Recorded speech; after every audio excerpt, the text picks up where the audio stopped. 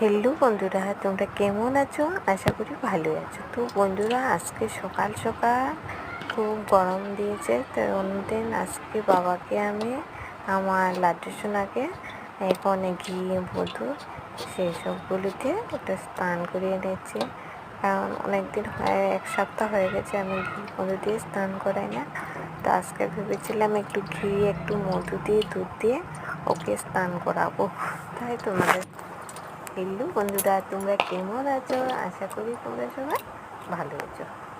সবাইকে আমার জয় শ্রীকৃষ্ণ, রাধে রাধে বলে আমার ভিডিওটা শুরু করছি।